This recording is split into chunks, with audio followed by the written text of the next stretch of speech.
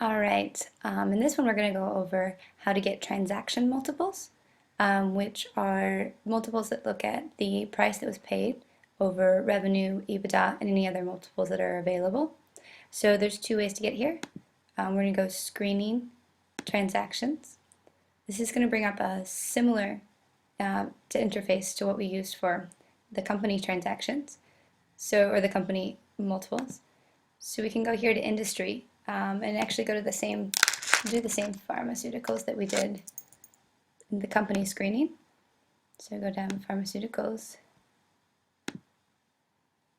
and select vitamins and non-prescription drugs.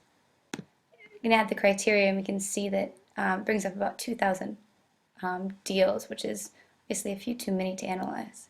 So we're going to go over here to the general transaction details. So we can look at the dates, make sure that we're just looking for the most recent deals. So we're going to say here, last 6 months. I'm going to add the criteria. And this takes us down to about 90 deals, which is pretty good.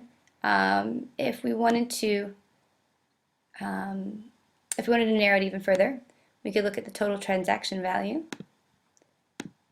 And we could say that we wanted it to be less than 300 million. So really just kind of see. And that takes us down to 62 deals. So that's not bad, considering probably a lot of these deals won't have multiples. It's always good to keep the base a little bit larger so that you can be sure that you have some with multiples. So again, we're going to do the add display columns. And in this case, we have has a target and the issuer, the transaction type, the status, which is good because a lot of these fail, the transaction, and then the sellers. So one of the things that we're going to add is for the multiples. So we're going to type in EBITDA here. Again, we can actually go in and browse the display columns to look up different multiples that you look for. We're going to enterprise, and then we're also going to look at the revenue multiple. All right, so we've added both of those. And so we can come down here and we can actually look over to see how many multiples we have. So you can see there aren't very many. This is pretty common, as a lot of these don't actually release information. So in this case, we'd go back and increase our what we were looking at to try and find more multiples. And a good way to look at them also is take this one here, the CFR. So if we click on the date here, it'll take us to a tear sheet that'll look at give an overview of the transaction. So we can see if it makes sense for what we're looking at. In this case, they agreed to acquire a 42% stake in this company in Vietnam. Another way to look for industry multiples or transaction multiples is a site called Crunchbase. It's just crunchbase.com. And this is more for funding. This would be more relevant for seed and Series A and B funding. So you can search here for companies. You can look at where they're located, location search.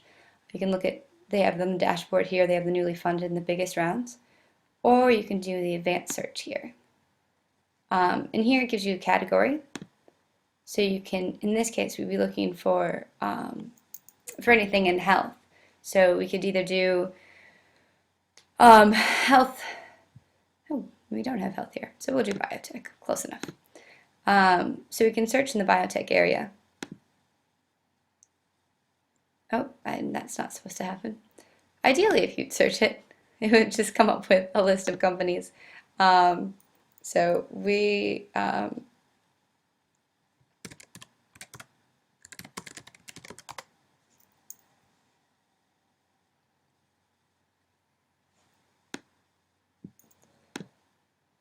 that one's not in here. We'll go to Mobley.